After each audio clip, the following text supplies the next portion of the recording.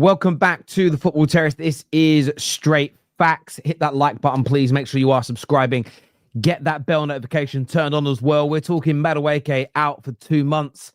But is it Mikel Arteta's fault, as many people online are claiming, especially across platforms like X? We're going to look back at the weekend's games with the panel on the show today.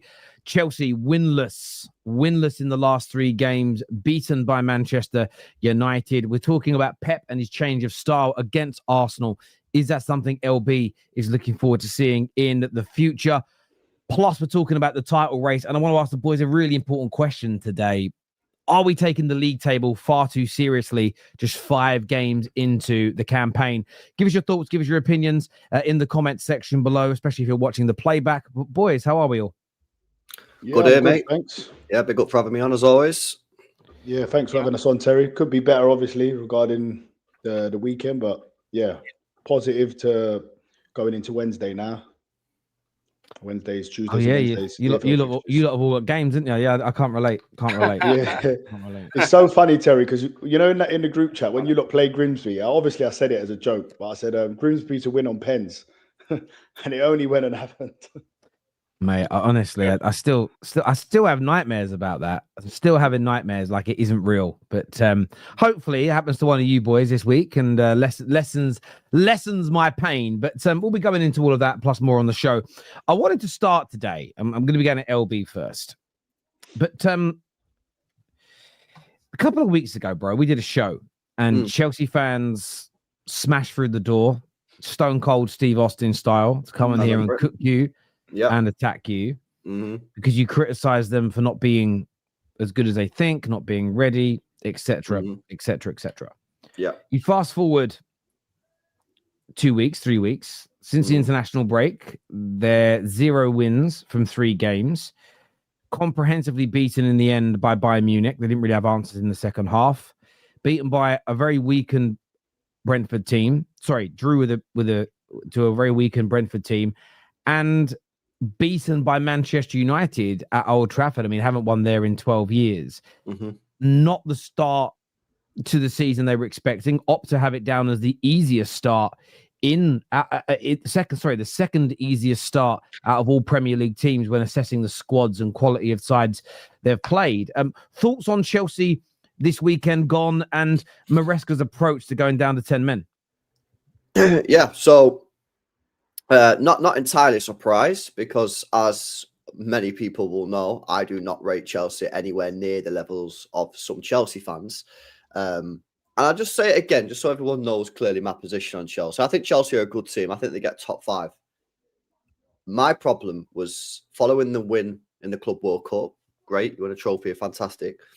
The enthusiasm was ridiculous. I was hearing people put Chelsea in a title race, which I thought was absolutely ridiculous. I thought their transfer window in the summer was shambolic. I think their defence is nowhere near as good as it is. They've got one of the worst goalkeepers in the league, constantly makes bozo errors, and their new wingers are just nowhere near good enough. So that's the position. It's not an agenda. Yeah, I'm not salty. It's just my opinion. Yeah, based on what I believe is facts, and we'll work out who's right as the season goes on. When it comes to the game at the weekend, I thought Chelsea were shambolic. Absolutely shambolic. For me, even before the red card, I know the red card happened quite early, right? 5th minute or whatever. But even before the red card, the first 5 minutes, Chelsea were all over the place. United were dominating Chelsea Football Club from kickoff. Yeah. So we can't pretend like, we was doing all right until the red card. No. Chelsea were just shocking, mate. Yeah. When Sanchez got sent off, terrible goalkeeper, by the way, which I have been telling everybody for about 6 months. When he got sent off, I kind of like Maresca's reaction in the sense that he's making subs. I think the problem was he made them too quickly. Yeah, he needed to relax, give it 5 minutes, see how the game panned out. Yeah, obviously he needed to make the goalkeeper substitution, and then go from there. I think he reacted too quickly. Yeah, I actually like managers that are proactive and making subs early, especially managers that make subs in the first half. You very rarely see it these days. I'll take my out from them for those decisions. The problem is he completely killed the attack. And you cannot afford to have one attacker on the pitch in João Pedro, who, by the way, I actually think did a fantastic job in that game, considering that he was playing there on his own, up top. But he had no support. Yeah, he should never have took off Esteban, in my opinion. I think he's the one that he should have left on. I would have took off Neto if I was going to take everybody off. And, it goes from there. Chelsea Football Club are a good team. They're not in a title race. As I said at the start of the season, they won't be within 15 points of whoever wins the league by the end of the season. Yeah, we're now, I think they're at 7 points. We're halfway there, and we've only played 5 games. Not good enough. Yeah, they're not good enough. Chelsea fans need to be honest. They need to start looking at the transfers that they made this summer and scrutinising them more, because they're awful. They spent, 300 million quid? They're terrible, terrible signing. Not all of them, but for the majority, not good enough. Yeah, this should have been the season that Chelsea jump, from a top 4 club to a team that's challenging from a title. You speak to Chelsea fans, they're just happy with a top 4. Why? Because deep down, they know they're not good enough to be in a title race. They know deep down they're not good enough to be in a title race. So, terrible, really. Obviously, second half, when Casemiro got sent off, they showed a little bit more fight. But at that point, it's too little too late. Do you know what I mean? I think Maresca got it completely wrong with his subs, following the red card, and there you go. You know what I mean? So not great from Chelsea. And like I say, I just tell people again, if you really believe Chelsea are in a title race, go and have a look at the squad. You're telling me that's good enough to be in a title race with Maresca as the manager? No chance. No chance. Not going to happen, mate. Yeah. Do you know what? I said it offline as well, LB, and boys, and chat. When we had sort of that show and they come on and started attacking, all me and LB actually really said was they could really do with a good goalkeeper, because their one is absolutely pants. And they need another centre-back. If they got a Gay in, for argument's sake, and weren't wasting their money on Garnachos, etc., and tried getting a Donnarumma in, or someone of a top quality, better than Sanchez, which is not hard to do, by the way. That's all we were saying in that show. And I said this again offline. When you watch Robert Sanchez doing all of that crap, you feel vindicated. You absolutely feel vindicated, because I know it's early doors, 5 games played, but they're 7 points behind. They're in trouble. They're not in a title race. And if you're falling that far behind already for a squad of Chelsea's, when the position that they're in is curtains for them, absolutely. There are any deluded Chelsea fans that seem to think they're going to get back into it. I mean, good luck to you. I mean, maybe football ain't your sport. Maybe start supporting netball or something. But look, listen, it's just another damning thing for Sanchez, ain't it? 5 minutes and you've let your team down. Now, we've all seen goalkeepers make errors. Every single one of them. Even the best ones in the world make errors. But it's the frequency in which he makes errors. It's the frequency in which he costs his team points. And that you have to look at. And for Chelsea Football Club, you can't be having a bad goalkeeper if you're going to be wanting to win the top things. Yeah, of course you can. They've won competitions with him in goal. Fair dues to them. But not competing over 38 games in the Premier League. You're not going to be able to do that with a subpar defence and a very, very, very poor goalkeeper. You're just not. I'm thinking in the history of the Premier League, and everyone's had a pretty solid goalkeeper. I can't really think of one smack bang average goalkeeper of a Premier League winning title. So it's just a little frustrating for them. And he has 5 minutes in. I know Casemiro, he equalled it at half time, but the damage was done then, 2-0 down. And that all can't be directly linked to, obviously, the goalkeeper going 10 man. And Aaron, it's a great point. It's a great point. At the end of the day, I mean, decision making is key. I still think Casemiro's second yellow was a little harsh. It was a very soft yellow, and normally there's a higher threshold. However, I still blame Casemiro.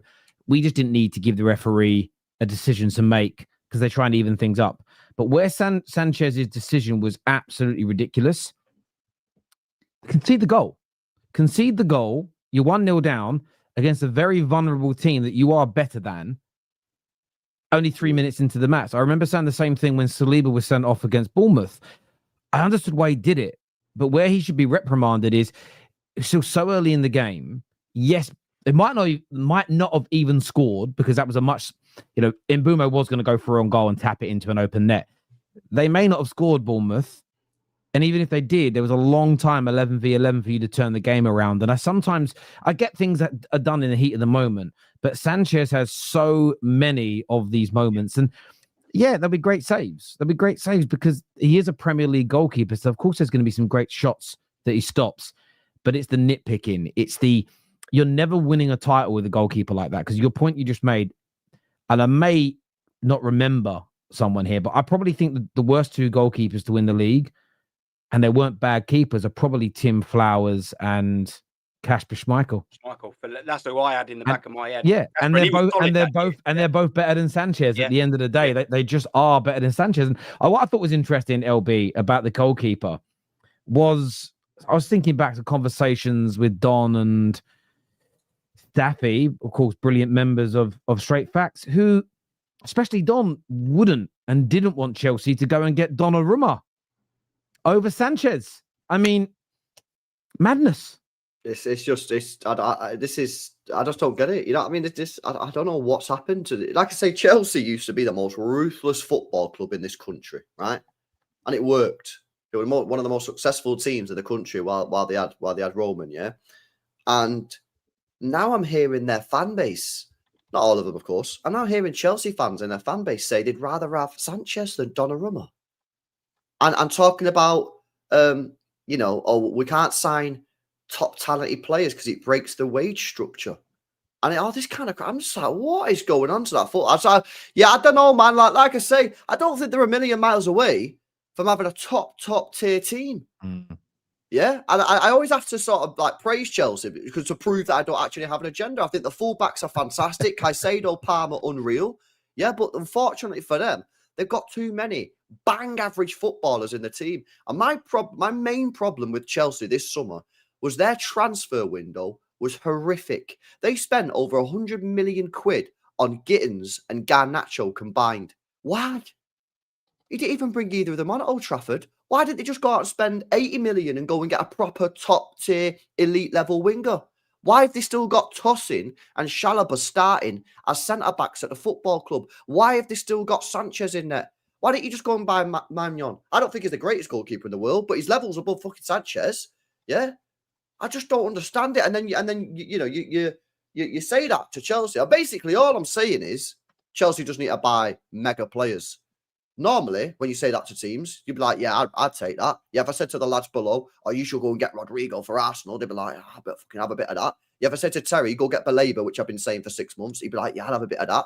But with Chelsea, when you say, go and buy a top-tier player, they go, nah, we're not doing that. And it's just like, don't get it, man. So, do you know what's interesting? Sorry. Do you know what's interesting with the LB? There's a time and a place for it in the sense of they had that first summer with Clear Lake where they went out and got some big names, spent loads of money, and the players weren't right. I can understand it if your club's broken and you feel like certain players want to join you for money. Alexis Sanchez to Man United, Di Maria to Man United. It was all about how much can I earn? They didn't really want to be at the club. I get it from that perspective. And I do see some people in the comments going, yeah, but we don't want to have mercenaries, etc. But there is a difference. Your club has structured itself quite well. You're winning trophies. You've got a very good team. But a Donnarumma, as an example, a world-class centre-back this summer, that takes you to another level. I don't think they're joining at that stage purely for money, a retirement plan, because you're already a Champions League team. You've just won the World Championship. It's different to being an absolute mess with no real hope and going, I'll tell you what's going to work. Just a world-class goalie and a world-class striker, adding that to a bunch of crap. You haven't got a bunch of crap. You've got a very good team. And it's, we're rivals here. And I feel like we're defending Chelsea more than some Chelsea fans are. That's why I don't get it. That's why I get confused about it. Because it's not, I'm not sitting here saying Chelsea are awful. I've already said I think they get top 5. Yeah. My point is they've just had a decent year. Yeah. I think Maresca done all right in his first year. Yeah. They got top 4 and they won the Conference League. Go and build on it. Go and buy an elite level winger. Go buy a brand new goalkeeper. Go get a centre half. And then we're all sitting here going, I'll tell you what. They finished top 5 and won a Conference League with that pretty mid squad, and they've just improved on it.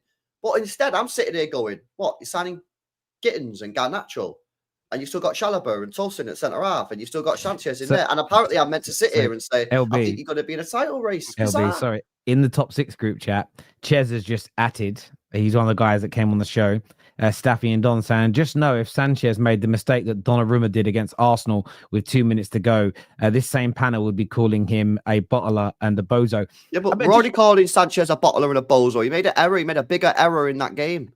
And more frequently. That's what he makes it all the time. Yeah. And listen, I'll be honest with you as well. I'm not one to defend Man City when I don't have to. But Donnarumma wasn't the main issue here. The line was too high, left too much space.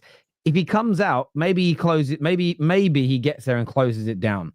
Maybe he gets taken on. Maybe he does what Sanchez does and takes him out. At the end of the day, Martinelli scored. The only thing Martinelli could do was chip him. And it was a very good goal. But I'm going to ask this to both the Gooners. If that chance happens 10 times in a row, how many times out of 10 do you think Martinelli's actually pulling that off? I've already waffled up and down, mate. Yeah. Oh, you still Okay, unmuted, I muted you because you were hitting your desk. Sorry, I've unmuted it. I've unmuted you. No, you've now muted your actual mic. Press it again. Sorry.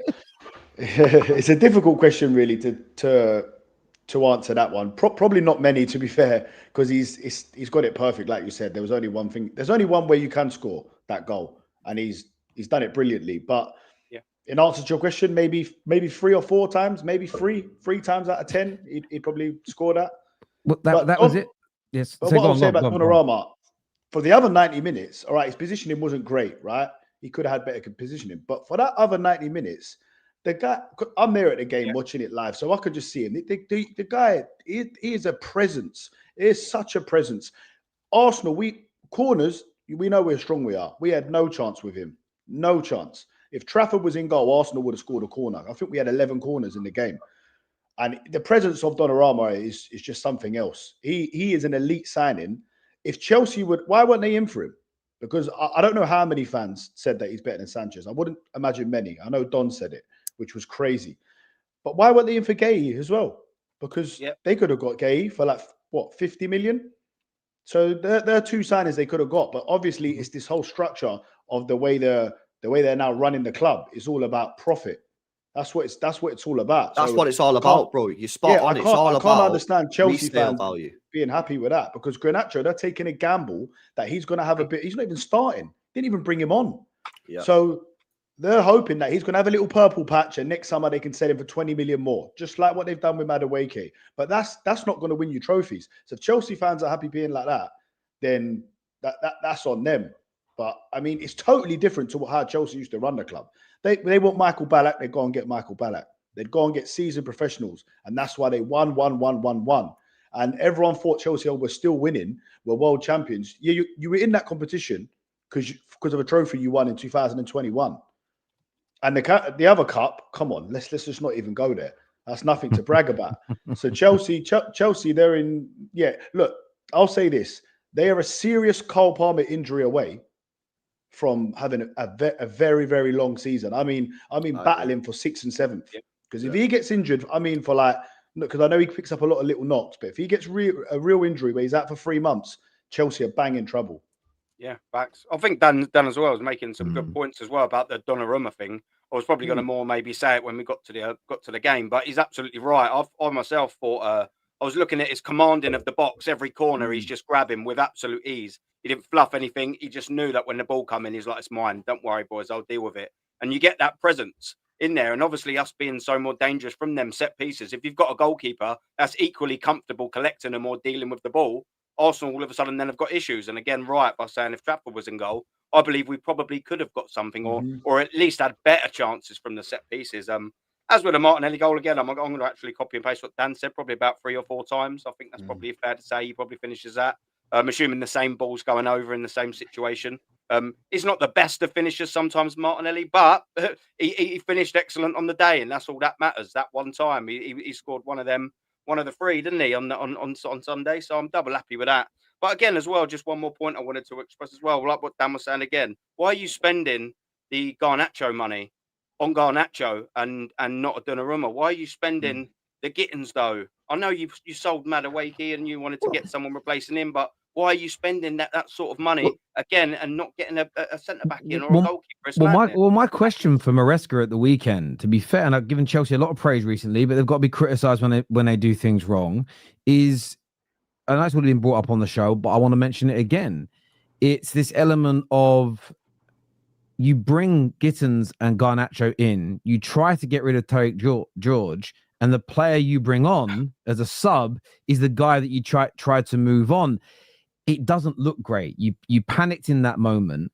And by the way, the Chelsea fans in the group chat, along with their mascot Staffy, they won't answer my question around would Donnarumma make you a better team compared to when you got Sanchez in goal? And I just want to answer those guys and anyone who's angry about this conversation.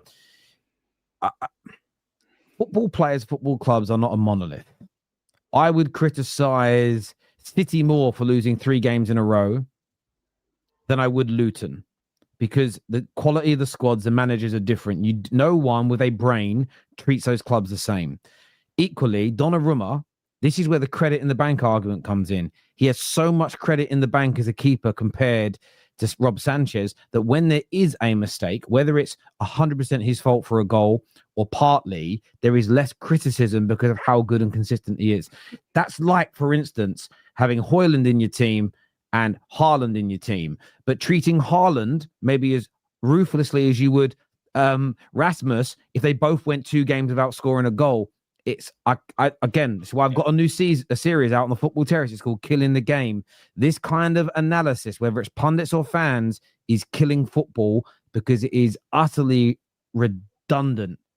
It's redundant, it's banal, and it's just not part of the footballing conversation. There's no way you can make that comparison. It's ridiculous. Terry, the credit Donnarumma's got in the bank is in the knockout stages significantly helping PSG with his saves to winning the Champions League, for crying out loud. That's the credit he's got in the bank. It's mad. And the Euros with Italy as well. Yeah, he's titles, league titles. The thing is, the thing that annoys me is, right, these Chelsea fans come and say, well, Donnarumma makes a mistake. No, this is stupid chat. No one's saying that Donnarumma's perfect. No one's saying that Donnarumma didn't make a mistake against Arsenal. Yeah, the point is your goalkeeper is awful. And a football club like Chelsea should have a much better goalkeeper than Sanchez. As Terry said, it's weird.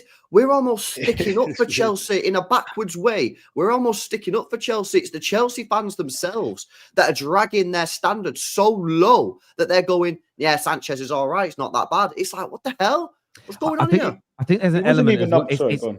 It's a deflection. It's a deflection thing as well. Well, in some regards, let's make it a reductionist conversation and talk about this. And it's even happening. I'm watching this live in the group chat while you're talking, and Ches won't answer my question. So a few other guys are going, don't waste your time on grown men that are too scared to make predictions, because Ches, by the way, the Chelsea fan that came in here with his size 10 boots on, still hasn't given his season predictions. He likes to wait until about November so that he can be more accurate with them. And there's a cowardice in there. For a man who's like 6'3" and built like a brick shithouse, I've never seen a more scared man in my life of being wrong. And then you get Staffy that says, well, to Giuseppe here, well, you think Gyökeres plays like Harry Kane? And look, it's a bad take, but you're missing the point again.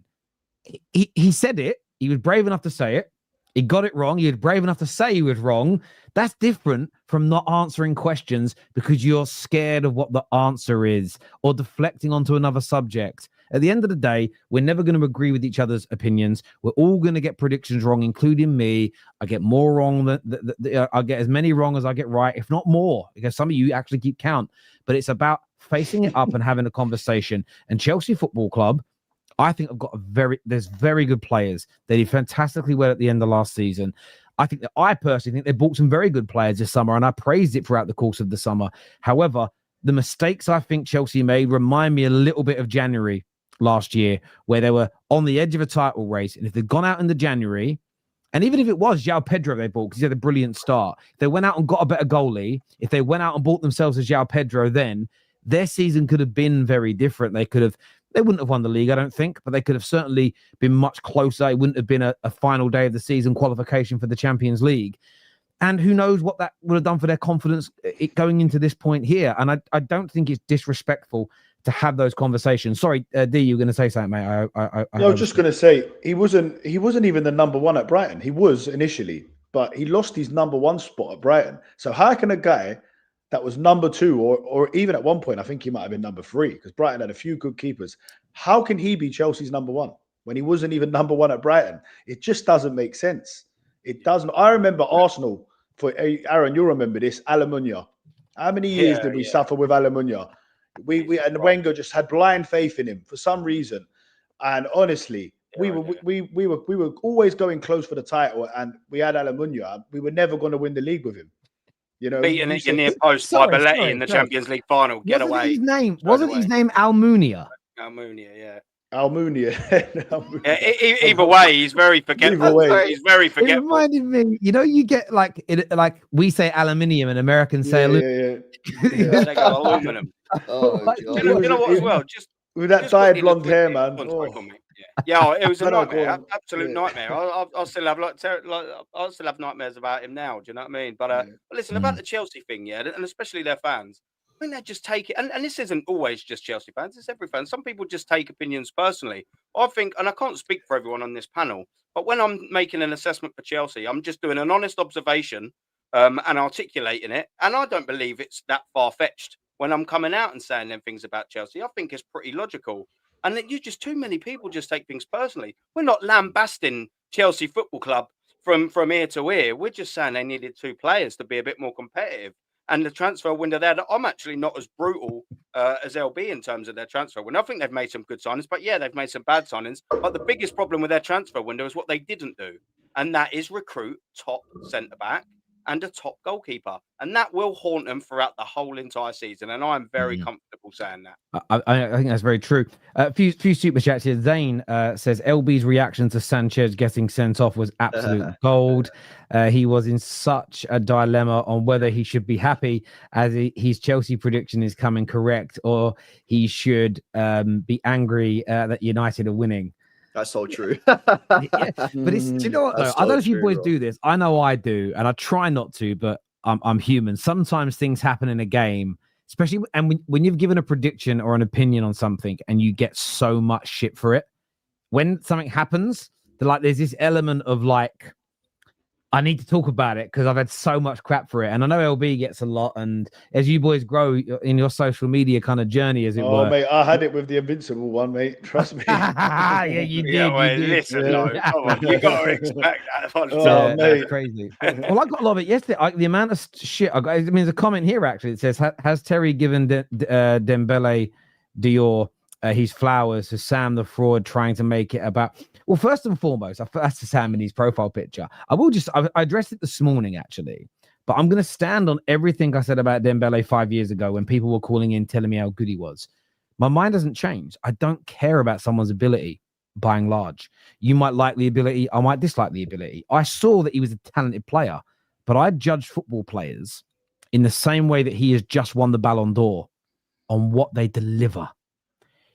You could have 5 times as much talent as Dembele. If you don't deliver, you don't score, you don't win, it's irrelevant. It doesn't matter. You could have the most beautiful organic eggs, the best flour known to man, amazing sugar. Unless you know how to mix it together and how to bake it, it's not a fucking cake. It's not a cake yet, just because the ingredients are there. You got to put it all together and make it work. And do you know what I love about Dembele winning the Ballon d'Or? Is the eye test merchants think, oh, we won one. We all said he was great. No, you lost. Because if you look at the reasons why his form turned around, it's because he's admitted the interviews are out there. He cut loads of nonsense out of his life, became more professional, worked harder, and dedicated himself to his game more. That is the difference. His talent was always there. But the injury problems, falling out, and he also, by the way, was only the early part of last season where him and Luis Enrique had a coming together, and Enrique disciplined him, but he listened as he's got older. So what I love about him winning is his talent shone through. It was amazing. It was fantastic. And I'm so happy for him. Watching him on stage in tears, you can see all that. I'm sorry to use the kryptonite word to the eye test merchants, but all that hard work that he put in, all that passion, that desire enabled his talent to shine through.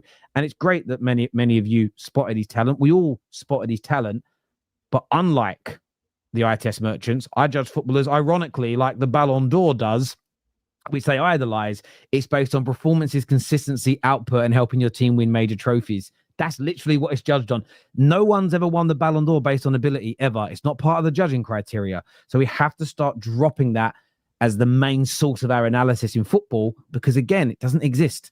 It's never been the main key driver. The talent is part of it, but it's everything else that brings that to life that we have to focus on. So well done to Dembele.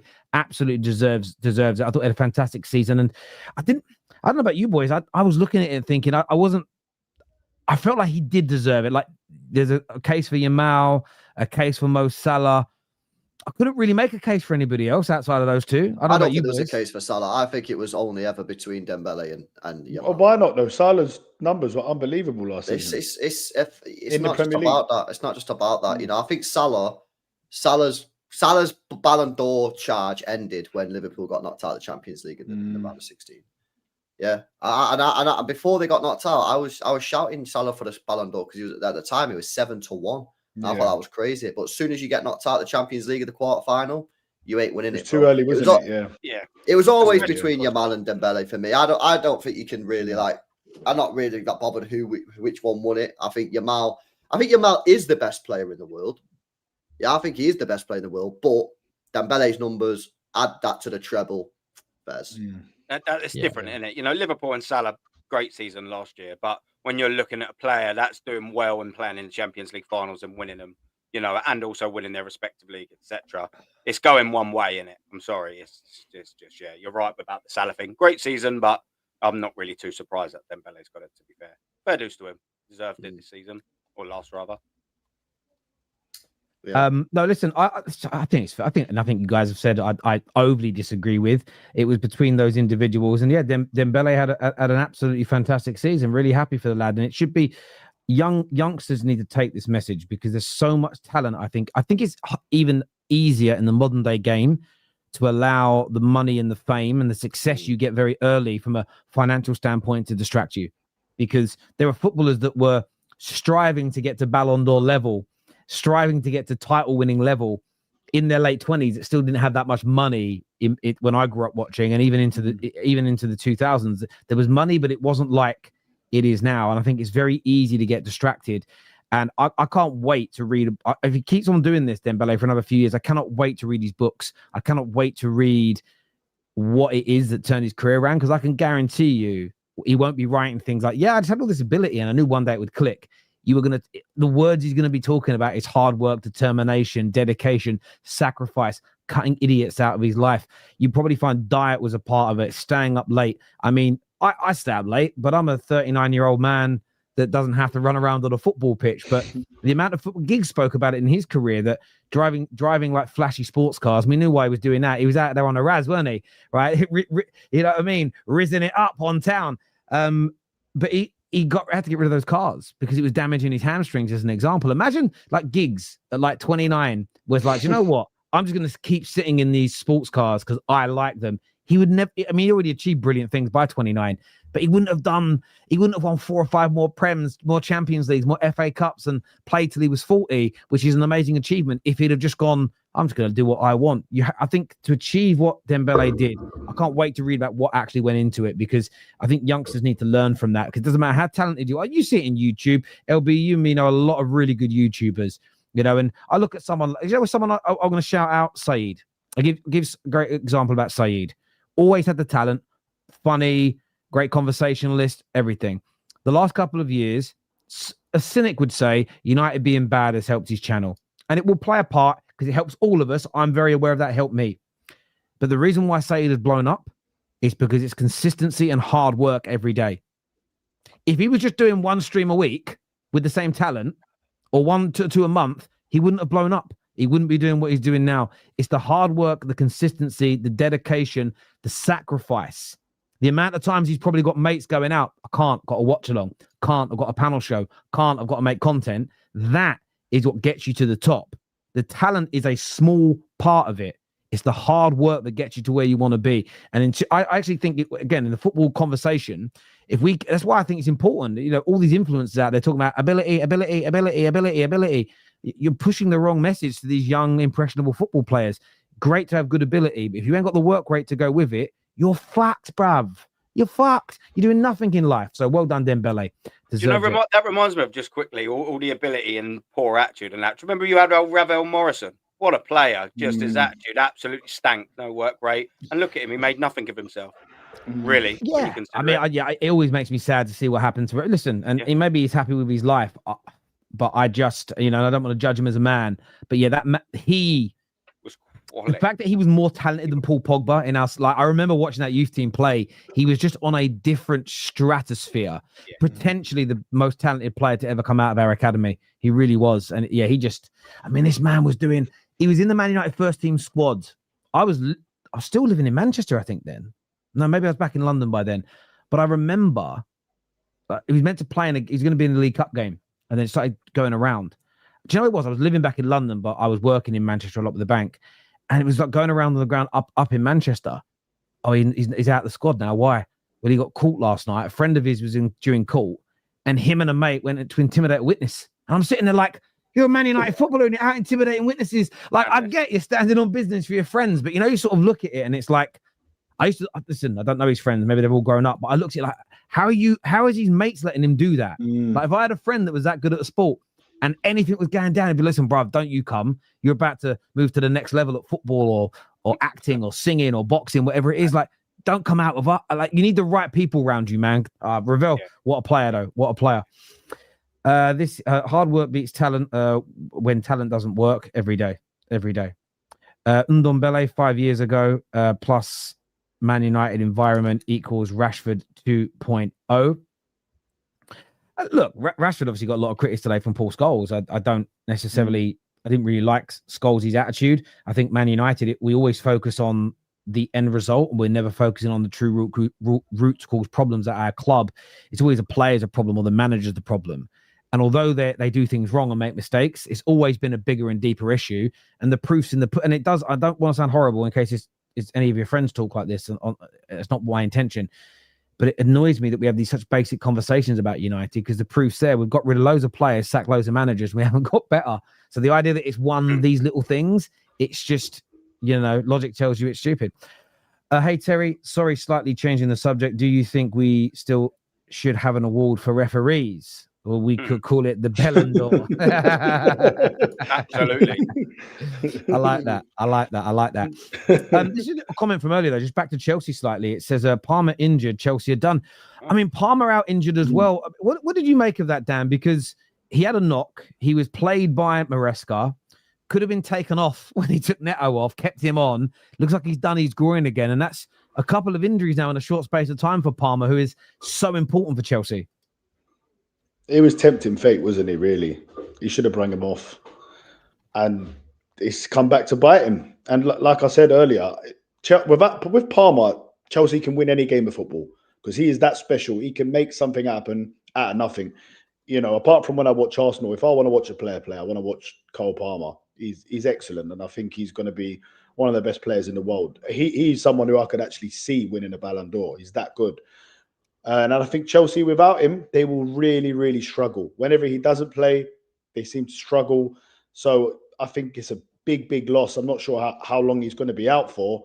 But look, LB said it before as well, that Chelsea would hit like a brick wall at some point because of last season, how many games they played, plus the Club World Cup.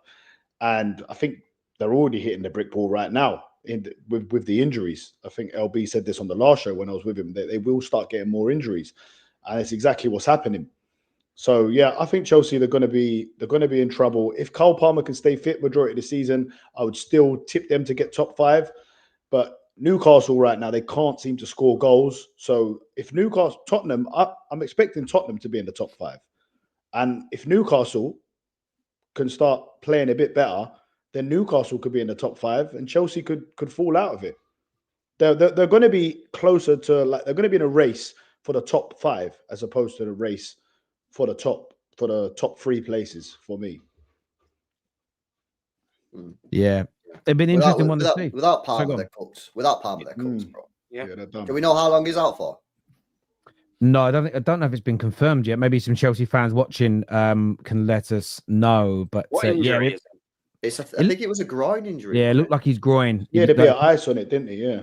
Well, these are the next fixtures, right? So before the international break, they've got Brighton and Liverpool. So it's not ideal. Not ideal. Brighton, is it like 3, 4, 5 weeks or something? Is that they play Liverpool at home. I hope he's fit for that game. Yeah, I mean, look, they play both games at home. Actually, Brighton's an interesting one. Ignore Brighton's league position slightly. They've actually played well in a lot of their games. They just haven't killed. They just haven't killed teams off, or they've missed chances and whatever else. They'll give Chelsea a game, even though it's at Stamford Bridge. But it's must win for Chelsea because I'll be honest with you. I know you should never say never in football, but I can't see a world where this current Chelsea team on performances is beating Liverpool unless they massively up the ante on the day. Because Liverpool haven't even been good this year in their winning games. And I just can't see it. So, yeah, if they don't beat Brighton, the pressure going into that Liverpool game is massive. Yeah, it says here, Terry, they reckon it could be 3 to 6 weeks out. But I've just found a quote here from Maresca. Maresca said, it was a problem for a long time. Cole was not 100% ready, but he wanted to play, so we played him. Do you not have to then question the manager, though? When you're... I think most people agree that Chelsea are very reliant on Cole Palmer. Do you not then have to question the manager? Is that a good decision to play a player that is not fully fit and that's not 100% ready, but you're going to play him anyway? Especially when you're so reliant on him. Well, I think it's one of these things. If the medical team say he's fine, the player says he's fine, and he starts, and the injury happens again, cool. Yeah, but like he said, he knows he's not 100%. The player said he's okay. You've made a judgment call. You know, you look at. I know some players play with knocks. There's a difference between having a knock that can then go and already having a muscle pull. When Cunha came back from injury, he was like, "I can play against City. I can play." We didn't do it. We didn't do it because we're going to give you another week of training. You've got to manage it because again, if you lose him for 6 weeks, it's a lot. I know there's going to be an international break in that, so you get kind of 2 weeks back. But you look at these next couple of games, Chelsea just cannot afford to lose these games. They cannot be going into the international break on 8 or 9 points after the first 7 games. Because how far are they going to be behind the top? How far are they going to be behind top 4 by then? It's going to be an uphill struggle. And big. Could end up being a massive mistake. It says here, he says, Maresca on Palmer, the solution for Cole. I don't know. Now we have to have a meeting with the medical team and we decide the best solution for him. I mean, that sounds like it might be surgery. I mean, just reading between the lines. I've just typed in on Twitter Palmer injury, and one guy's saying that they reckon it might be a groin hernia or something, which apparently if it's that, then he has to have surgery. So well, yeah, with a hernia. Yeah. Well, you know about you're a PT, Dan. Like that kind of hernia is a that's what I'm saying. That's bad. That's bad. He'll be out for a long time. If that's the case, he's in big trouble. No good. So good. Chelsea, Man United might actually finish above Chelsea. Well, I ain't getting that, buddy. I ain't getting that far. Terry, listen. No, you look got Brentford next and Sunderland. I actually think you're going to win your next 2, and you're going to have 3 games in a row where you're going to win. Bro, if we win the next 2 games, right? Oh my, how the standards have fallen. I said that what I'll do is we'll do this show again in 2 weeks' time after both those games. But I'll send to all your houses a nice bottle of champers each, and we'll sit there and have a glass together. Because that for me is a cup final. Win 3 on the bounce. We don't do that at my club anymore. Plus, I'm going to hold you to that. Yeah, hopefully young Frank will be able to get his haircut. But then the problem is you ain't getting 5 because the game after. But I do feel like we have to win those games. Like we've got to win anyway. You know, we spend money, we've got to improve. But the first game back we have after the international break is Liverpool away.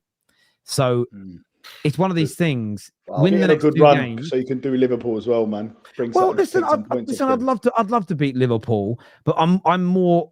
I just look at it along the line. You've got to be realistic. You got to draw with them last year, though, didn't you? We did, but if we win the next 2 games, even if we lost to Liverpool, barring an embarrassing defeat, you can kind of take it knowing that you've just won 4 of your last 5 games. I think you can kind of take it a bit more and then move on to the next ones because losses are part of sport. Like everybody loses, but no point beating Chelsea, no point having that good result and then losing to Brentford and drawing with Sunderland. They're getting beat by Liverpool. It just means nothing, and it'll be another false storm. So we have to do it. But finishing ahead of Chelsea or people like that, I ain't making those predictions as of yet. We have not. Man United haven't done enough to. I suppose right now what's more not more likely. That's not probably the wrong way to word it. Right now, with the fact we're so inconsistent, the only way that could happen is if Chelsea just don't get better than they have been. That could be the only way. But I do think Chelsea will get better. I'm not writing them off personally. Bowley run Chelsea for 18 months, not Clear Lake. Okay, but come on, they're partners. We're nitpicking here. I think we're nitpicking. We're nitpicking. Arsenal. I want to have a little chat about the. Actually, do you know what? We'll go on to Arsenal in a minute, just because I know you've got to shoot fairly soon, LB. What did you make of the way City played at the weekend? Are you happy with the adaptation? A little bit more pragmatic, a little bit more defensive? A little bit. Yeah, I am. I'm very happy with the changes, because I've been actually calling for City to play like this now for a while. We're not. I've been saying, right, funny, right, but we need to humble ourselves as a club, right, because we ain't as good as we have been over previous years. What we've been trying to do is play Centurion style football, yeah, with these players, some of them of which are nowhere near the Centurions level, with all due respect. We went out and beat Wolves. Then the team that he put out against Tottenham, the style of play and the way that he set that team up was to go and just box them off the park like we've done before with teams, right? We ain't that good, so we got beat. Yeah, Brighton, we get beat again. I think at that point, Pep's gone, I've got to change this. You saw the way that we played against United. Yeah, we sat in a little bit, hit them on the break, we won the game.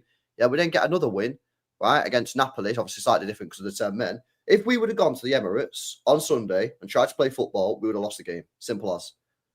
Because we're not as good as we used to be. We still need more players. We still need better players before we can do that. So Pep adapted, and minutes away from getting a win, which would have been great. We get the point, and it settles up now for nicely. We got five Premier League games before the Liverpool game now. I think City have got to win every single one if we want to win the title. Otherwise, forget about it. But yeah, you can't just keep playing the same way. So yeah, I am happy. My manager's changing. My manager's adapting. So absolutely, I'm happy with it. It's not the nicest football to watch in the world, granted. But I tell you what else is not nice. Winning one game in 14. Yeah, or losing back-to-back games against Spurs and Brighton. Yeah, so you know what? We've stopped the rot. We got whacked up there last year. Yeah, Arsenal haven't lost a game at the Emirates against a big six side since May 2023. So to go there, put that performance in when we're still not quite at it, yeah, I'll take it, absolutely. So, yeah, he's not going to play that every game. You know what I mean? He's only going to do it because we're playing at Arsenal. But yeah, I think we needed a change. We got the change. And we were close, man, but not close enough. You know what I mean? No cigar, as they say. Yeah, I think you guys should be really happy with it. I know that there's always good. Look, I said there was an ironic beauty about it because Pep in the past has spoke about teams not trying to play football. KDB has, Rodri. There's something funny about it, if that makes sense. But you're doing the right thing, and Pep's had to humble himself a little bit maybe and play away. I think he has said it's not how we want to play, but it's how we have to play. But that's how you win. You can't always be the best footballing team. It's just not always possible in life, especially in the Premier League. If other big clubs are being run well and have recruited well, there's just times where that isn't possible. And the longer you're in the Prem, the more you sort of see that, if that makes sense. And I think it's a great thing for him to do, because I think you guys play it really well, and you were up against a very good team. Arsenal are a very good team. They're not a woeful team. They are what they are. They're not.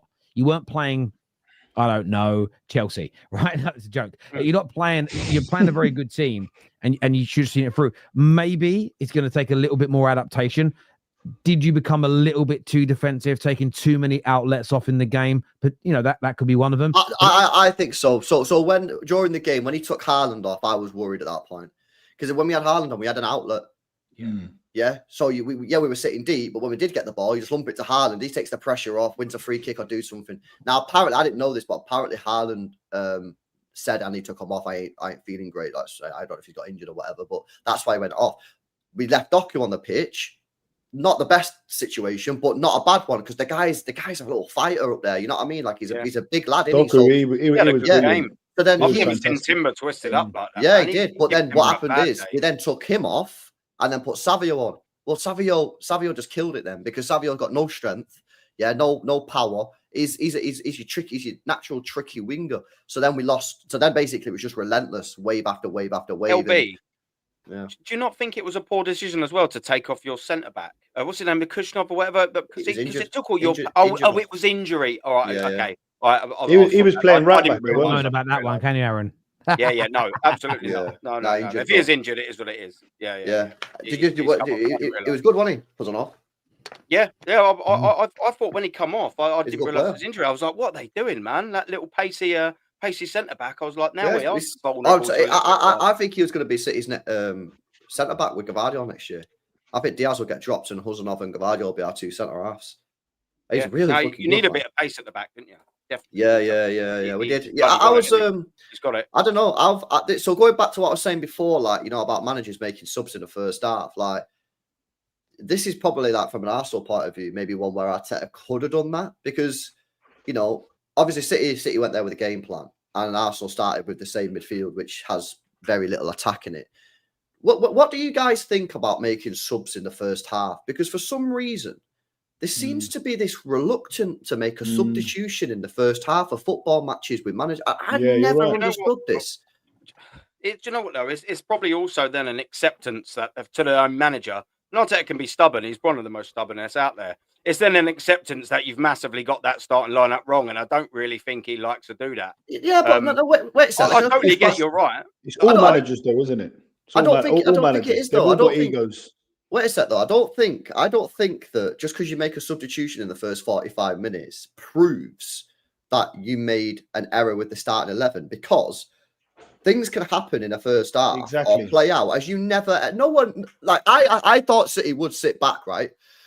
So it's not a surprise to me. It is a surprise to me how much we sat back. So, you know, it's obviously come as a shock to Arteta. Could Arteta not have, like, looked after like 25 minutes, 30 minutes and gone, hang on a minute, this isn't the type of game that I was expecting. Nobody expected this. I'm going to drop a Marino off or drop a Zubimendi or Rice off. One of them, yeah, probably not Rice, but one of the other two, and I put an Eze on in midfield. Like, why do managers? And this isn't just Arteta hatred. Yeah, I'm talking about all managers. Why do managers not make subs in the first half? I don't get it.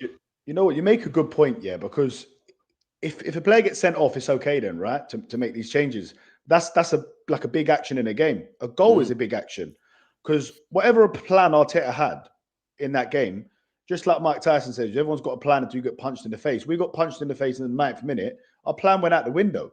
So he made them subs at half time.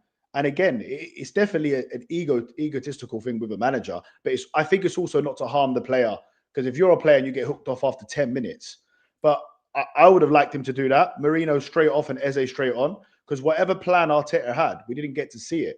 Because I'm not saying after, first of all, a couple of things, just quickly, yeah. First of all, I'm not saying after 10 minutes. I'm saying after 25 minutes, like when you can see how the game's playing out. And you know, say you took Marino off, right? And said, right, I take him off. You can protect Marino. You can, after the game, you can say nothing to do with Marino. We saw how City were playing, and we needed an attacking player. So I took Marino. It's got nothing to do. Nobody would have, if he would have took Marino after 25 minutes, no one would have said, oh my God, Marino hooked because he's had a terrible 25 minutes. That's a poor starting lineup choice, though, LB. That's what I'm saying. Do you know? Yeah, when Rice and Marino in midfield, when Rice and Marino have played in midfield in the Premier League for Arsenal 10 times, one win, and that was against Ipswich. Come on, man! And he played the same midfield against Liverpool. When's he going to sort of start learning that maybe that is? And when I've sort of said, you know, playing them three, Zubimendi, Rice, and your Marinos, that is a negative approach to a football match. We all would have seen before the lineups came out. Put Eze in there. Do you know what I mean? That would he'd done it at half time. Why didn't he do it at the beginning of the game? That would you can never really say that goal wouldn't have happened. You cannot say that. We will never know exactly what happened. But one thing I do know for a fact is if Eze was in that lineup instead of Marino, an hour and 15 minutes before kickoff, I'd have gone, oh, sweet, all right. Maybe Arsenal and Arteta are looking to attack the game a bit more. I'd have been a little bit more happy and a little bit more confident in the way we're approaching the game. And we obviously wouldn't have had to make a sub at half time in that same position. He just did get that lineup wrong. And he's continually got that lineup wrong. It would have been different if in that stat, if it had been Marino and Rice and that midfield or whatever played 10 times and they've won 9, you'd go, well, something's working there. But the only 1 in 10 win is at Ipswich, you got relegated. What does that tell you, guys? It tells you that over maybe not the most sustained period, but 10 games is a reasonable amount to assess how a midfield's working. They can only fetch 1 win when Marino's obviously, of course, playing in that midfield role, which was the stat. It's sort of not good enough. And it's really disappointing, that lineup, again, to see that sort of negative approach to that game, because I thought again, Man City could have been got out. This isn't like LB said, it's not the Centurions Manchester City. It's not the best Manchester City squad we've ever seen. And I reckon again, just like Anfield, if Arsenal would have gone with a little bit more, well, let's go out and win this game rather than let's not lose this game, we will all never know. But something else might have happened, instead of getting 1 point out of that 6. Now, look, I suppose when you get a 90th minute equaliser, the point's better than nothing. But I just think the way we're approaching games, it's just not good enough. And I just don't ever think it will be good enough to win the Premier League playing that cautiously.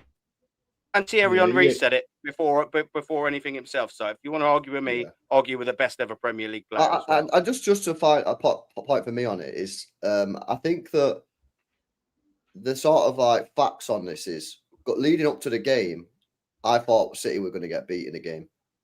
Yeah, that's what my prediction was, a loss, right? And then when I saw the start 11s, I thought, okay. I think we might be able to get something out of this game now. You know what I'm saying? So I think that again shows that, like, because in that first 45 minutes, I was doing the watch along, right? That first 45 minutes, I was losing it. Right? I was stressing out. It's like, Arsenal dominate us, man. They got all the ball. And then 2 minutes went by, and I was like, oh, they're just passing the ball left and right. They're not actually doing anything with it. And it was like really annoying because I wanted the ball, but at the same time, I was like, yo, these guys are actually good. No, but soon as, and you know what? It wasn't even Saka. Yeah. Like I didn't think Saka did that much. When Eze come on, Eze was the one for me that I was like, damn, this guy. And he was the one that got the assist for the goal. Eze come on, and you could see that he had the quality to do something. Yeah, obviously Saka's just come back from an injury, right? When Eze come on, if you would have started Eze, I think you win that game. Yeah, I have to say, I don't always agree with Aaron, but I have to agree with him this time. Like, we was all in the pub, and every single person, as soon as the lineup come out, it's a bit of your shoulders just sort of dip down a little bit. And, even me, the most positive Arsenal fan, was like, I expected him to start Eze. I expected Martinelli to start. And, at the Emirates, it's not always the loudest place, but on the big games, it really does come alive. I have to give the fans the credit. But when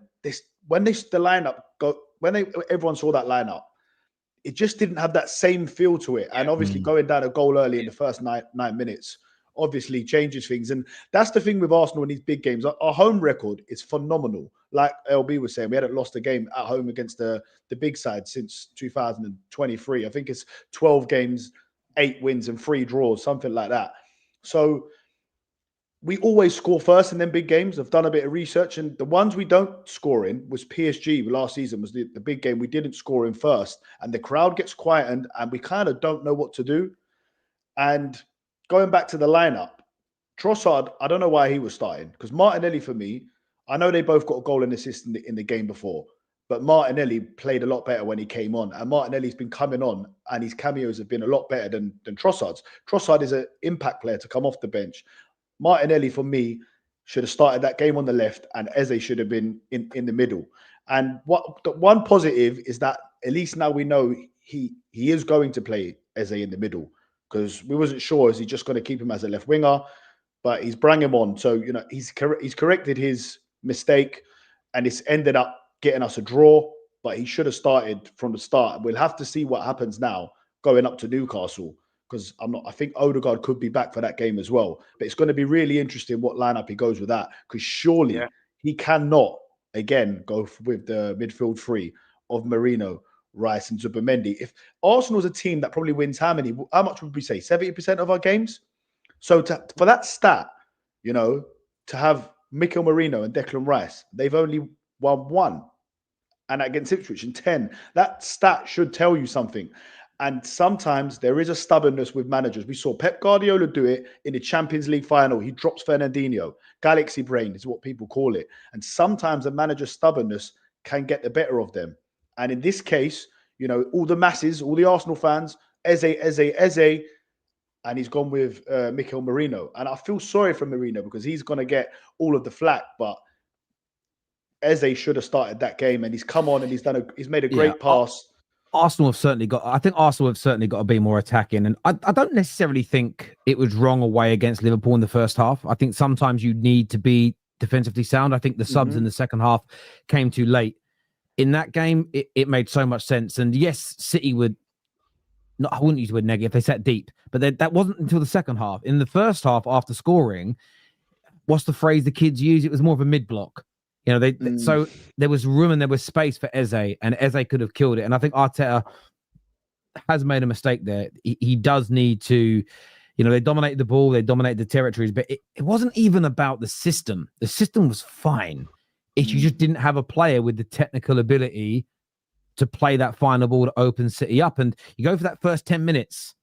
By the way, in the group chat, people, Don is just throwing in all the stats to show that Sanchez is better than Donnarumma, but then still won't quite say the words he's better so that he can't be held to account.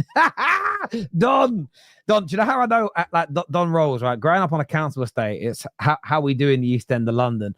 People say a lot of things without saying anything, so they can always say, I didn't say that. It's I grew up in the same manner as him. That's how it rolls. That's why I laugh so much. But it's actually distracted me a little bit. It's hilarious watching it. Like, I just can't imagine anyone thinks that Donnarumma and Sanchez are even close, let alone it'd favor him.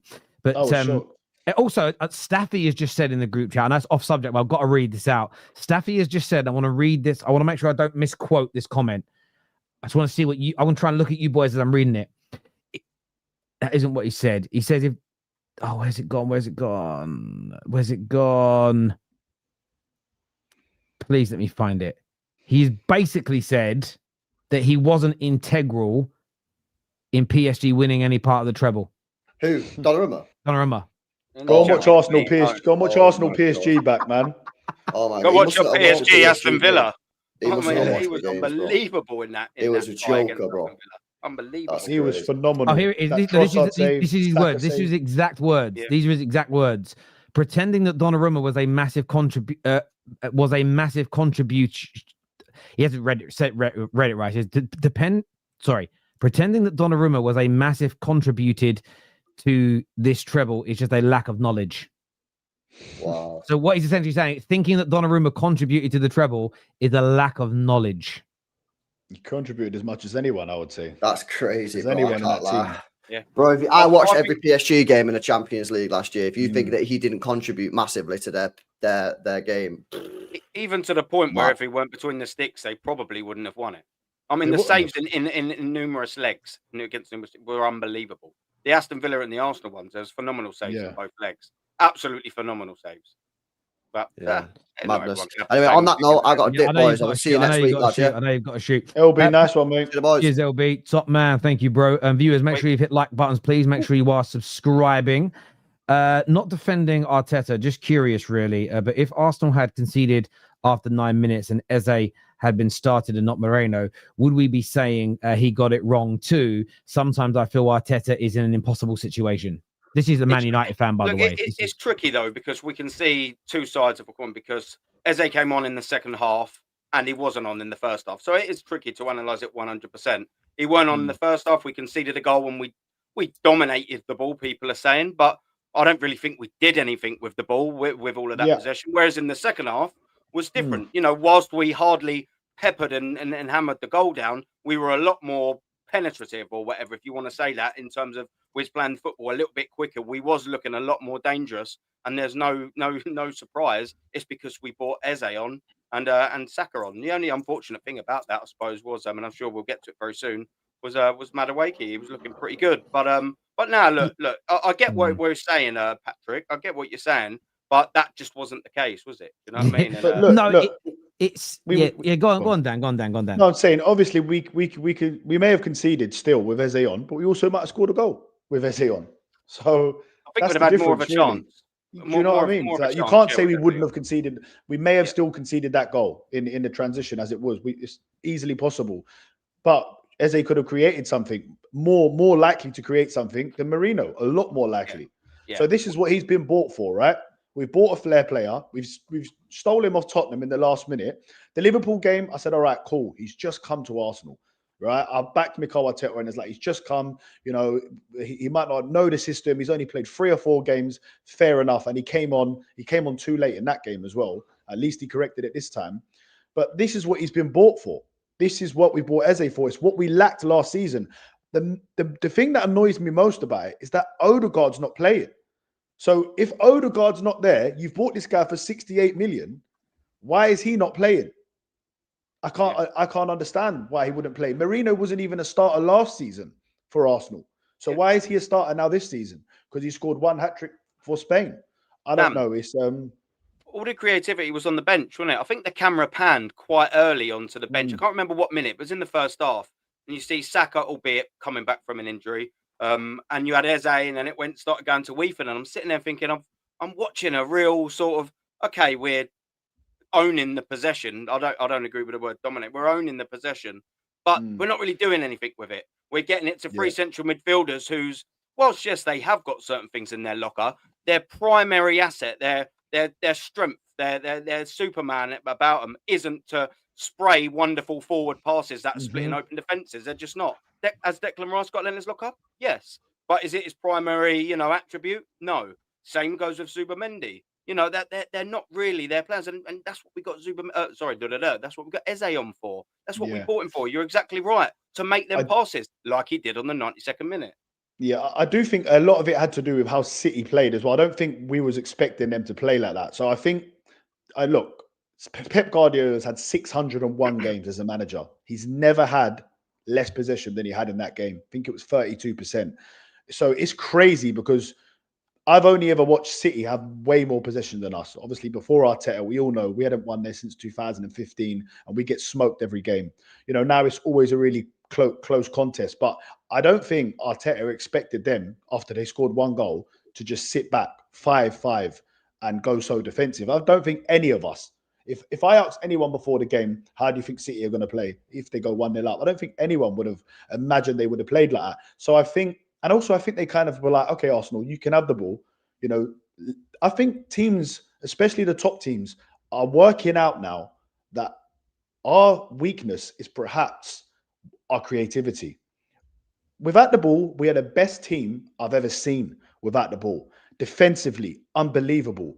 But we focus so much on that now. And I keep referring back to not last season, the season before, the most goals scored in one season in Arsenal's history, the most wins in Arsenal's history, 28 wins. I think it was 91 goals. Phenomenal stuff. And last season, I put it down to injuries why we couldn't replicate that. Now, this season, I know we've still got the injuries, but this is what these other players were bought for. We haven't got Saka. All right, Madueke's got injured now. Saka's back. But we've got Eze. Odegaard's out. We've got Eze. So I don't know if teams now, especially the top teams, are thinking, you know what? Because Liverpool did it as well. Usually Liverpool have more possession than us at Anfield. I think it was very close. And at times Liverpool allowed us to have the ball and sort of made it a game of chess rather than going at it with us and playing a game of football where it's easier for us. I think to see City and Liverpool, both of them, obviously way more City because they had the 1 goal lead, sit back, because Liverpool done it after they scored as well. To sit back is because I think they're thinking, you know what, Arsenal's weakest point, not that it's weak, not that we can't create, because we can, but I think they kind of looked at it and say, you know what, let's see if they can break us down, because we are having problems breaking teams down. And I was looking at all the stats. I think we had 1 chance against United, 1 chance against Liverpool, 1 against City. Okay, Forest and Leeds, you'd expect us to have more chances regardless of how you play. So it is concerning. But what I will say, though, is that there's only 5 games played. Football changes very quickly. We go and beat Newcastle, and if Palace get a result against Liverpool, suddenly things change instantly. However, if we go and lose to Newcastle and Liverpool beat Palace, even me, positive Dan, would have to say it's nearly over if we go 8 points behind. Yeah, and do you know what as well? I'm glad you did sort of say that. It's because last season, I think after 5 games, we was only a point behind and maybe 2 behind first. And then it got to 10 games and we were 5 points, I think, behind Liverpool. Then it got 15, then it was 7. And we never really shook that 7-point sort of gap behind. Yeah. In fact, it only sort of started to grow mid sort of to end the season. I think it got to 15 at one point and then went down to 10. I think Liverpool took their foot off the gas once they'd sort of won it. The thing is we've seen this Arsenal team very recently not be able to climb them. I remember sometimes there was many occasions, Dan, you'll probably remember as well, where Liverpool actually played first and dropped points. The issue is most of the time that happened last season, we did as well. We never capitalised on it. And, you know, we've got a situation again, like you sort of say, where it is a possibility, and Liverpool don't always do so well at Selhurst Park. So there is a possibility that that's going to be a tricky game. But the only problem is we do absolutely horrendous in recent times against Newcastle away. That's why this weekend's so important for me. And is, I am someone that will often look on the positive side of things, just how I am as a person. And I was thinking a lot of this. There's a noise coming from somewhere I can hear. Is that someone's phone? Oh, it's my phone. Yeah. Oh, there we go. I could hear something. I couldn't work out what it was. No worries, mate. I look at it this way. Arsenal's start to this season, has it been terrible? No. I don't think the word terrible is the right word to use. Has it been world class, the greatest ever? No, I wouldn't use that either. I also think there's an element sometimes in life, though, where you can't control the uncontrollables. Liverpool on another day would have probably dropped points to Burnley and probably would have dropped points to Newcastle. And when you're assessing your own performance, yes, you have to look at what others are doing and you have to react to it. But in league, that's over the course of time that happens. And maybe that will come in over the next 5 games. Liverpool will have a couple of matches they should win, they don't. And you win a couple of games that you shouldn't win, and you do, and suddenly the points tally is closer. But there's almost this element sometimes that had Liverpool not got those results and you still had this exact same start, would there be as much panic? And I think that's important when you're assessing performance. I think that's important when you're assessing the way you're moving forward. And that is how football clubs often assess how they're doing. They remove the emotion, they remove what other teams are or are not doing, and they look at, are we going the way we want? What decisions have been right? What decisions have been wrong? What is working? What isn't working? And I do agree. The only real thing that's gone wrong so far this season, City game, you should have started with Eze. And I think against Liverpool, you should have made the substitutions a little bit earlier. You're talking about these two things. Now, I get why, Aaron, you would say, but it's those mistakes why you don't think you'll get over the line in the end. I think that is absolutely fair assessment, because these question marks are there for Mikel Arteta. I thought it was cowardly, a cowardly starting lineup, or not a brave. Someone said I wouldn't call it cowardly, Terry. I would say it wasn't brave enough. And I'm like, bro, that is literally the same thing. But it's a semantic argument. Let's call it. Don't be taking it personally. But look, what I'm excited about, I still think what I don't like about the Arsenal analysis is a lot of the stuff, for instance, that Gyökeres is getting, because I feel even against City, there was 2 or 3 times where that ball should have been squared to him, where he can tap the ball in, and it isn't happening. And that, again, if I was able to, just as a football fan, if I sat in front of the Arsenal squad and management and I'd be like, oh, Terry, we all watch a show. Of course you do. We want to get your opinion. Of course you do. What could we improve on? And I'd say, look, I don't know how to coach you how to do it, because that isn't my job. I said, but what you need to work on is getting that fucking ball to Gyökeres, because he left City's centre-backs for dead. He found himself in brilliant positions, and you just are not finding him regularly enough at the moment. And there was the one deflection. Trossard actually did quite well, and it slightly deflected off Diaz's foot, and he was going to tap it into the back of the net. Madueke should have squared the ball in the first half instead of shooting. He was so free in the middle. That is the reason why Salah doesn't do it as a number 9, but it's why one of the reasons Liverpool won the league last year, because he just scores those goals and they find him. But those years where Haaland came in, City were already winning league titles, but he came in and they done the treble and they did a 4P. It's because they just find him in those positions on a regular basis. And that, for me, barring picking, part of finding him is picking the likes of Eze to start games. And then it's a case of they've got to get that to click soon, because he's there ready. You know, he scored 3 goals already in the league in the 5 games. But I do feel positionally, if he'd have been found, he could be on 5 or 6 goals by now. He could be somewhere similar to what Erling Haaland is on if he's found in those right positions. And yeah, that for me would be the feedback I'd give Arsenal right now. But I also don't think it's time for panic. I also don't think it's time for baby out with the bathwater. The reason I said this backstage earlier about United, you know, we're 2 points off second. Sorry, 3 points off second. But everyone's got to relax. You know, guys are because I don't know about you boys. When I grew up, no one took the league too seriously until 10 games in.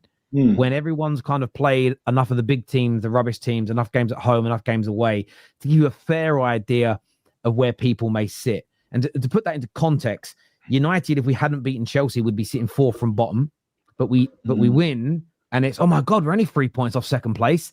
Yes, because at this early stage of the season, you can almost go from the top part of the table to the bottom part with 1 or 2 bad results.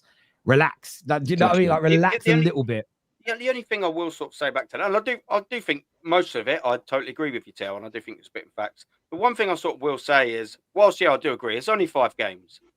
The thing is, we're 5 points behind. And whilst it isn't, that's it, absolutely it, it's still not great to be 5 points behind Liverpool already, knowing that you haven't really been able to last season. You've got something so close to sort of compare it to. I know it's a different season, but what would also help someone, a fan like me, is if Arteta would have maybe won the league 2 years ago and would have gone, right, well, we know he can get over the line. So, 5 points behind now, okay, maybe, he's done it before. Maybe this isn't as bad as we think. The problem is we know that he hasn't got something like this over the line. And again, like Dan said, and I would have mentioned sort of today anyway, ifs and buts, it could also go the other way. But should Arsenal not win or lose to Newcastle, you could be looking at 7-8 points. And I know then you'd also be saying, well, it's only 6 games in. You're 6 games in and you're 8 points behind Liverpool, who are still not even really hit top gear themselves yet and are just picking them points up. You've got to sort of look at it and go, right, well, we've got a manager under pressure. And, and that might not happen. Look, Dan's other scenario might be right, and we might close the gap. I get the worry's always there, but I think it's the I suppose it's not even about the discussion. It's not the discussion. It's the lack of enjoyment. And what I mean by that is, if every week's feast or famine, I just feel, I think it damages people's enjoyment of the game individually. Individually, the element of, the league's done already. I would never say any league is done 6 or 7 games in, because we have no idea what's coming around the corner. And a lot of people say, well, Terry, I am the way I am because I want to keep the standards and I want to make my club better. But if, again, let's just break someone who thinks like that's logic down. So if you're saying that your standards can help influence the club and make them better, if you're that influential and then you say I'm giving up, then how is that going to help your team? Because if you're also influencing your team and you give up and there's no more encouragement, does that mean the players are now going to give up? For me, I just look at it from this perspective of, I think you guys have just got to get behind your team as much as you can. Criticize them where you need to, because, I'll criticize my team and everybody's teams. That's what we kind of do here.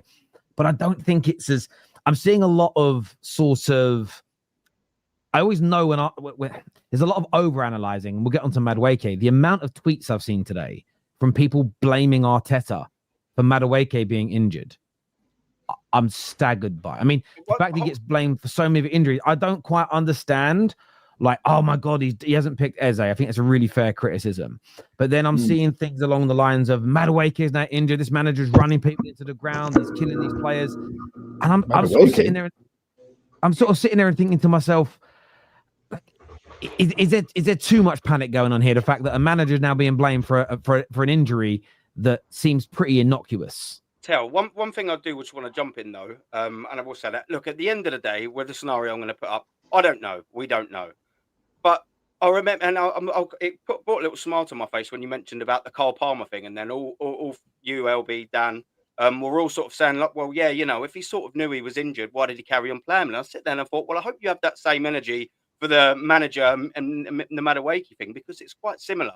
So Mikel Arteta comes out and actually says, in his post-match presser against Manchester City, that he was injured very early on in the game. So you've got a very similar scenario. And I just hope that you hold the same standards, because I think Dan also said then you probably got to criticise maybe Maresca for keep on playing him if he knew. Now, listen, we don't know exactly, right? But Mikel Arteta has come out in exact words and said he's injured early. Now, we don't know how early. We don't know that. And what we don't know is if he was injured, which it seems like he was, Madueke, did he signal it to the bench? We also don't know them two things. What I will say is when Arsenal play in the first half at the Emirates, Madueke on the right side is the actual same side as Mikel Arteta. So he's had every opportunity, should Madueke be injured, to signal that he's injured. We don't know that for certain. What we do know is if he hasn't signalled Madueke and hasn't said, look, I'm a little bit injured, and he's kept it to himself, and Mikel Arteta has spoke to him at half-time, and he's gone, right, I am a little bit injured, and he's took him off, fair play to Mikel Arteta. Yep, he's done the right thing. He's only found out at half-time, cool. However, there is the other side of that coin, and we've also got a lot of references to how Mikel Arteta's handled rotation and injuries before, which is why I'm saying this. I don't know this as well. You've got to have a look at the other side of the coin. if there was an indication at any stage, whether it be 10 minutes, 20 minutes, 30 minutes, to the bench or Mikel Arteta, Madueke said, look, I've got a bit of a dicky knee, it's starting to hurt, and they've left him on until 45 minutes, just like what Dan said about Maresca and Cole Palmer has to be applied to this scenario. Maybe leaving him on, had you know, and again, I'll just stress, we don't know, had he have known, Mikel Arteta or the medical staff, that Madueke had said 20 minutes in, I've got a bad knee, and you carried on playing him, that's probably contributed to the 6 to 8 week injury, leaving him on. So you've got to hold both standards for that. So whilst I'm not actually on the side of absolutely berating Mikel Arteta, what did I say at the start? I've said that I don't know. I really don't know how to go about this one. However, you've got to look at both sides of that coin. You can't just say, oh, Maresca's done this with Cole Palmer and then go, absolutely not, Mikel Arteta. No, even though it's a fairly identical scenario. So the difference in the scenarios for me is Palmer's had the injury and been carrying the injury. He's had scans on his leg. The medical team have detailed understanding. During a game, players are often signaling, I've hurt my leg, I've got a dead leg, I've got this. Unless it's a absolute obvious thing, a ruptured Achilles tendon, or the knee is gone where he can't stand up. Even if you get medical assessment and they move the leg and they test the twisting, sometimes they don't know whether it's a jar. We've seen it happen quite a lot in football where a player will get a knock, go down, medical team come on. You've seen like bending the leg and twisting it. They're checking where the pain's coming from, give them a little bit of deep heat, and they go, no, I think I'm okay to carry on. And then 5 minutes, 10 minutes later, they signal again and say, I can't actually. The leg's hurting too much, as an example, and they take them off. That happens. Sometimes people have very small little knocks and go, I can run that off, I can think, and they do run it off, and then you never see that injury mentioned again. I think the difference between the two scenarios is one where the scans have happened, the injury's already there, they know what the issue is, they're managing the issue, and they've decided to play him. This is a player that's picked something up in the game, hasn't signaled to come off. They've assessed it at half time. Because if he hasn't signalled, then like I said, finding out half time and taking him off. So I'm happy with that. But I can't. Yeah, but the thing is, I can't prove a negative. I can't prove something. If he has, I can't. There's no evidence that he's done it. I can't disprove something that he hasn't done. I can't prove a negative. At the end of the day, there's no evidence of him being assessed and saying my knee's fucked, and the manager saying stay on the pitch. So you can't hold that standard to both situations. When it comes to the Palmer situation, the medical evidence is there, the scans are there, the data is there. They've taken a risk in playing him, and I'm not against managers taking risks on playing players when they've had knocks, because it's quite normal in sport. They then had an opportunity because they want to take a attacker off because of the red card, and they've decided to take a fully fit player off for a guy that's already carrying a knock, and then sod's law happens, and then the injury reoccurs a few minutes later. And I think that's more why Maresca's getting stick, because it isn't because he played the player with a knock per se in that basic context. It's due to the fact that he had an opportunity to take someone off, and he kept the guy who was now going to have to work even harder because it was 10v11 on the pitch versus the guy that is fully fit.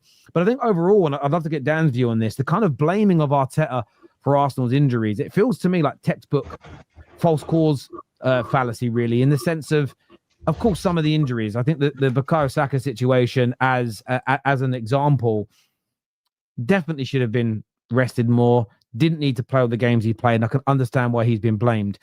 But what I see people doing is sort of cherry picking the data, cherry picking the facts. For instance, I see people put look how many players are injured again now, Arteta's ruining the squad.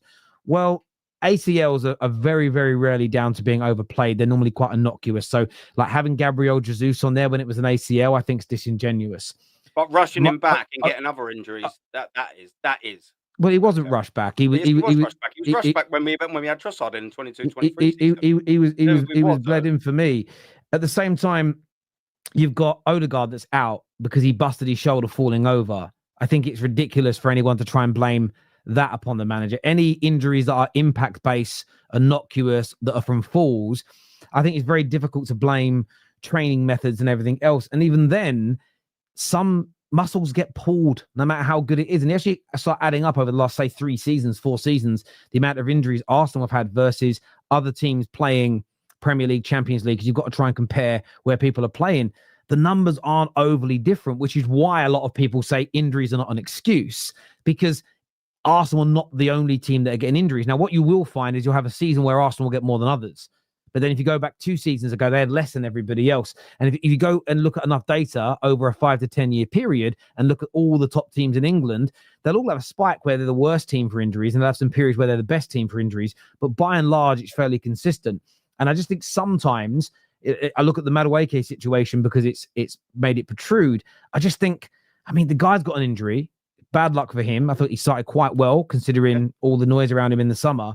Yeah, but agreed. Certain Arsenal fans are like, right, I've got an opportunity here to really go at my manager with zero evidence that Arteta has any responsibility for the injury. And I just think to myself, why would you drag your own club's name through the mud like that when there's zero evidence for it? I don't get it. Just quickly, though, and this is where I sit in there. So you've sort of said, oh, people cherry pick. To be fair, there are scenarios, like you've quite rightly said, where injuries just do happen. They just do. And it's no one's fault. But just a bad challenge, a bad knock, that is what it is. I don't know about any other people, but I never said every single injury 100% Mikel Arteta's fault. But I do hear people say it's absolutely, well and truly, not 100% his fault. I just can't see, from my point of view, is how can he be blameless? I'm not saying it's totally his fault, but what I'm saying is, how can he be totally blameless? That is batshit to me. And like I said, I'm not saying if he's got 100 injuries, I'm just throwing that out there. I really don't know. It just needs 100 injuries. And I'm saying he probably could be at the root of 20% of them. He's still got to be blamed for some way, shape or form, whether that be lack of rotation or rushing someone back or you know, carrying on playing someone with a known injury, like a broken toes or this or that. I think it's mad to assume that he's totally blameless, just as you would probably assume it was mad for someone to say it's all his fault. I think there's both sides of that of that to be had. I'm not saying it's 100% his fault, but I'm totally saying that he's not blameless. How can he be? I think on the blame. I think on the blame thing. I think it's about my issue with it is, as I say, it's the false cause fallacy, and that's because we do this when we're looking very insular at things. So, for instance, is the blame for 20%? What's that for? Lack of rotation. It's a fair argument. The ones that get me is the rushing people back or playing people with injuries. The reason why I look at that and go, okay, well, there needs to be consistent data that he's rushing people back when the medical team is saying they're not ready. And if that's the case, I'll condemn him because that is wrong, because you've got medical evidence that a player is not ready to start games or to be on a football pitch.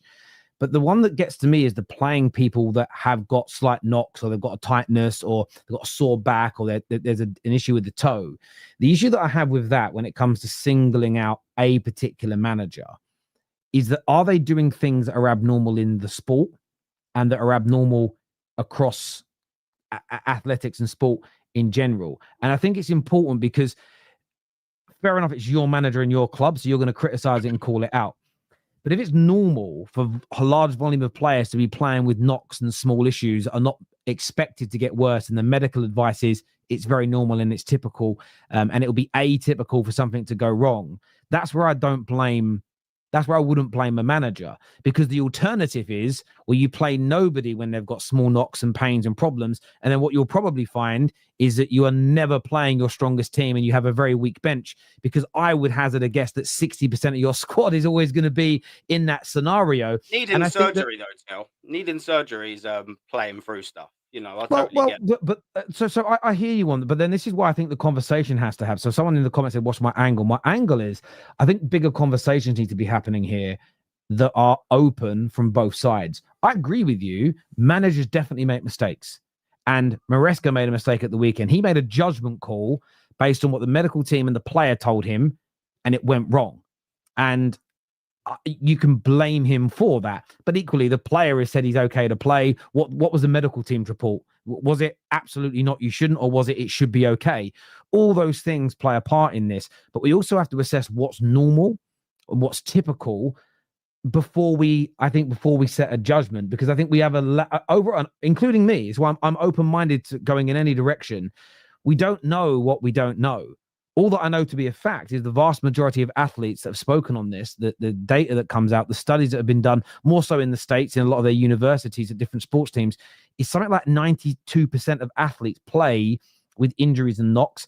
Multiple professional athletes will put off surgeries for entire seasons to be able to play campaigns because they don't want to have surgery. They want to play a campaign. They want to be in a team. It can be managed the whole time. I suppose I suppose the alternative is we shouldn't play anyone who's in that situation. What would that do to your team in that season, in the following year? And if these things are always occurring, are you just going to consistently be on a cycle where you never have a fit squad, or you always have half a fit squad because there's always problems that you can't play players with?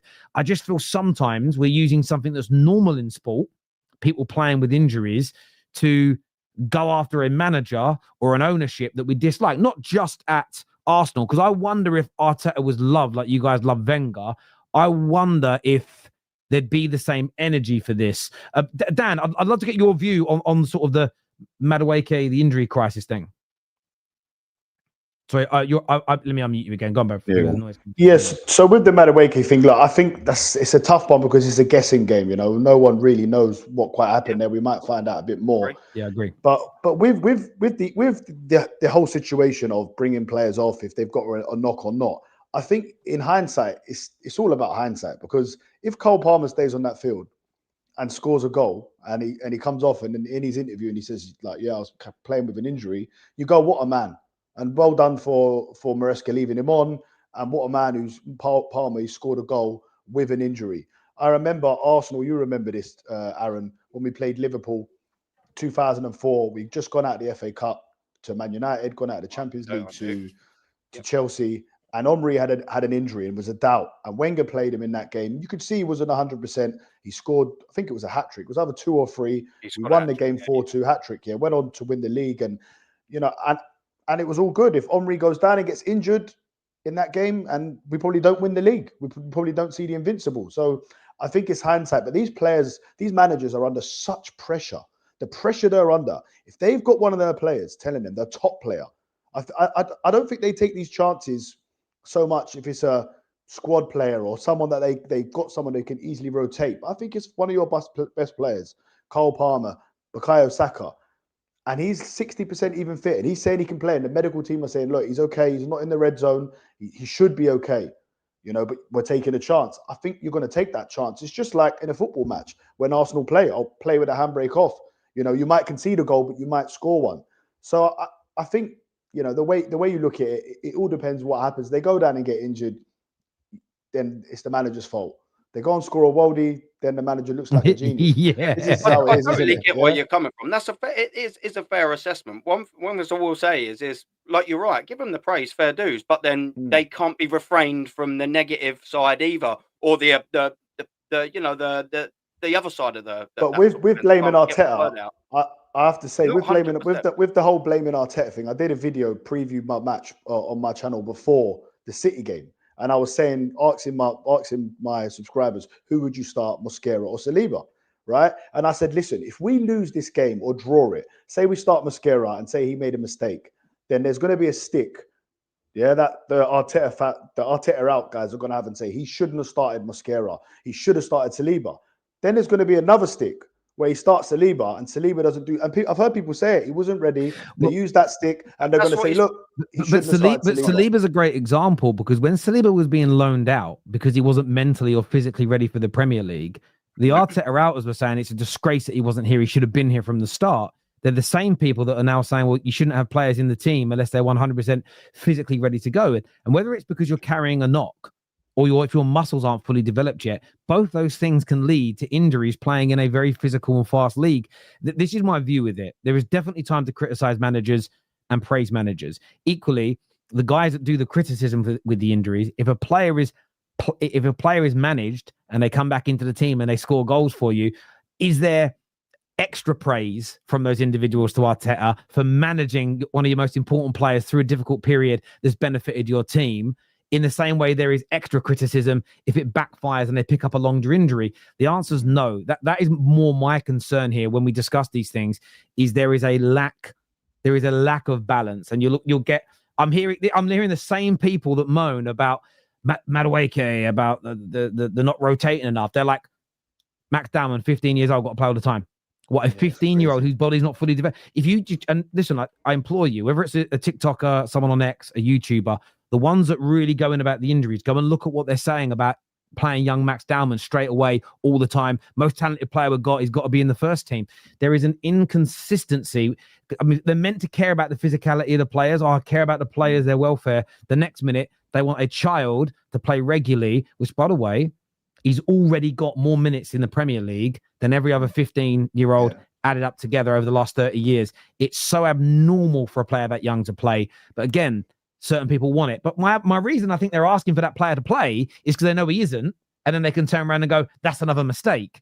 But they're the same people that say playing someone who's got other physical issues is a mistake. The whole thing just feels slightly, and there are things they're right on, but it feels like the whole conversation is being weaponized as another reason to attack the manager with.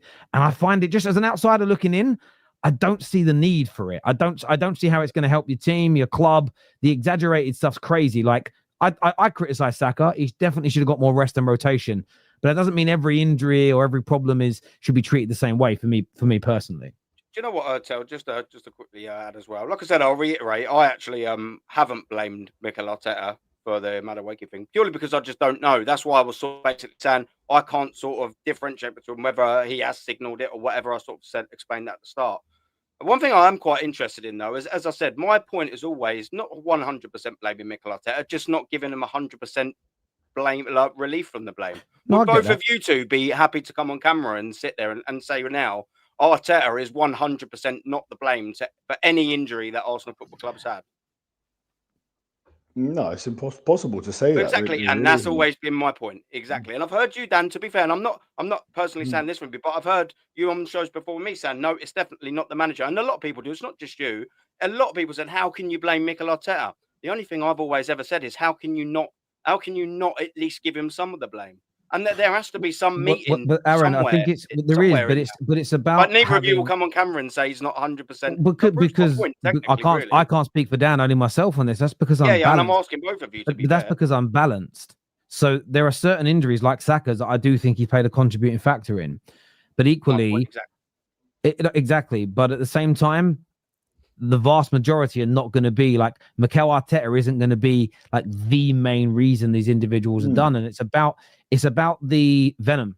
It's about the way these things are discussed. It's about, for instance, Saliba was a great. I remember I did a video when Saliba came back to your club, started playing, and he was so good. And I in one of my reviews, I spoke on how important that time away was. He obviously had family issues. He had to develop physically, and how brilliant Arsenal, and of course your manager at the time, Mikel Arteta, the decisions they made. So when he came back, he was ready to go. And the venom that was met with, no, it's a disgrace. He's our best centre-back. He should have been here the whole time. He was mismanaged. It was ridiculous. Should have been in the team straight away. And that's where I push back on these conversations. It's about balance. When Mikel Arteta makes a mistake, I'll criticize him. I called him a coward this weekend as a case in point. I think he should have been much braver in his approach.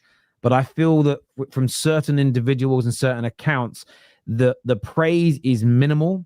It's said through bated breath, or it's ignored completely. And it's when there's a chance to jump on their own club and their own manager and go in hard, it seems to be massive. And I've seen that. And I'm not saying you've done this, Aaron, because you're not someone that's joined him in Madueke, but the amount of tweets, the amount of comments I've seen, it's a case of, okay, you're now putting all those injuries together and going, my club's a disgrace. I can't believe we've got all these injuries. This is ridiculous. Someone's got to sack the medical team. And it's a case of, but only 2 or 3 of these injuries currently appear as though they maybe could have been prevented. Quite a lot of them are just naturally occurring injuries. There's some bad luck and there's some impact injuries in there. And there's just a lack of balance in the conversation. I think it's really dangerous for football fans, and not just on the injury conversations. We're rewriting a lot of football at the moment as fans to create agendas online. There's the looking at the table too early. I don't know if you boys have seen this. People now slag off teams or players that are good at taking corners, good at taking free kicks, good at throw-ins and good at penalties. Suddenly those things are not real parts of football anymore. And I think all of these things play a part. And they're all done for one reason only. If there's a player or a manager who is they don't like, who is getting praised for something, they have to find a way of turning that. And we did an exercise on a show a few weeks ago where I used AI for it because it was off the cuff during the conversation. And I said, take the beauty of dribbling and write a sentence, write a paragraph to make it sound like dribbling is overrated. And when you read it out loud, it made me laugh because I don't believe in it. But if you just got enough people that hated a certain player to keep reading that, More people go, that makes sense actually, because logically it did make sense. It was things like it's just greed and ego, because you could move the ball from A to B quicker by passing it, but no, because you're egotistical, you want to do step overs and skills to get the ball there, but you're actually slowing the team down. You can move a lot faster not doing that nonsense. It wrote a great sentence where you're like, if enough people said it and enough prominent people and people start to believe it's true. The fact that I see youngsters now that go, you can't count all those goals. Why? Some of them are penalties. I heard someone say about the goals. This is yesterday. Bruno Fernandes, a stat come back because he got 100 goals. It was all the other players' goals that have been scored since he's been at the club. And Rashford is on 60, 76. Most of the other players are in their 20s and lower. And someone says you can't compare Rashford and Bruno. And I'm just reading the thread. Why? But Bruno scored, like, out of his 100 goals, like 38 of them are penalties or something. Rashford didn't take the penalties in that time. And it's like, well, Rashford didn't take the penalties because Bruno's the better penalty taker. That's an attribute in Bruno's favor. How can you discount the goals? And it's that kind of analysis that's now entered the modern day game. And I just think same thing happens to push back against it. Same thing happens with Declan Rice, Terry. I was saying it to someone that his assists have gone up every year since he's been at Arsenal, because we was having the debate about the 6 or the 8 where he plays better. And then they said, oh yeah, but then the assists don't count. I said, why not? He said, oh, because loads of them are from corners. I said, oh, is that not an assist then? Is that not an assist? Is that Aaron, not good quality to deliver that I agree. ball? Let me do this one, Aaron. I want to see what your thoughts are on this. You know when KDB and Trent and David Beckham, to name a few, cross balls into the box, into dangerous areas, and they're met with headers and goals. Do you consider that an accurate cross or pass, or do you consider that unbelievable? But again, the same people that I see that go over the top with the injury conversation, over the top with the penalties, a lot of them will say it's just spamming the ball into an area. It's not real. It's not real.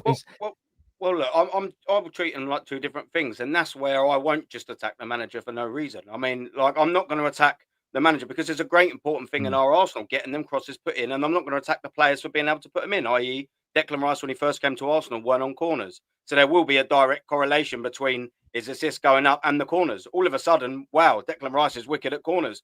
Well, keep him on bloody corners then. If he's the best corner taker at Arsenal Football Club and we're scoring from him, and Gabriel's the best centre back, I want Gabriel up for every fucking corner. I agree. I agree. Taking everyone. It's not bloody rocket science, is it? Do you know what I mean? No, I totally agree, and that's why I think you know, I think that's why it's so important. There's commonality in here, and I don't disagree with you, Aaron, that when a manager makes mistakes, criticize him. I do. I just look at it sometimes as things I think we all need to be more balanced. And what I mean, if you have an opinion, you don't rate a player. You haven't got to be balanced and go, okay, well, maybe I like him just because Dan says he likes him. That isn't what I'm talking about. But it's looking at scenarios and keeping this. Let's do some super chats here. You'll blame Mikel Arteta for anything to fit your bias. If you have inside medical information, fair play. Until then, stop spreading false narratives. Trolls cling to support another club. Big up Terry, my real gooner. Well, to be fair, I didn't actually blame Mikel Arteta for that scenario you're crying about, to be fair. And it's not bias. And I'll happily say this all the time for people that don't regularly watch, or people that don't even want to listen to me. That's fine. You can do what you want. You're probably all full grown men. Or women, of course. What I'm saying is I have no bias.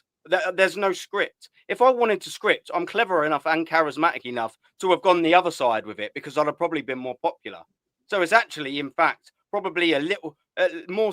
I'd have been more unsuccessful doing this route if I was playing the storyline than I would have back the manager, because it's easy. Everyone can do it. It's hard to come up here and say this kind of stuff, knowing that probably 95% of every chat you go in by your own or similar minds are probably going to slate you and absolutely hammer you in the comments. That's cool. I can deal with that. Do you know why? Because there's no bias, there's no narrative, there's no storyline, there's no script. I just honestly articulate what I see. And sometimes I see absolute crap and I'm disappointed and I'll say it. And you know what? If you don't like me for being totally honest with you, that is absolutely fine. You're all well and good to do.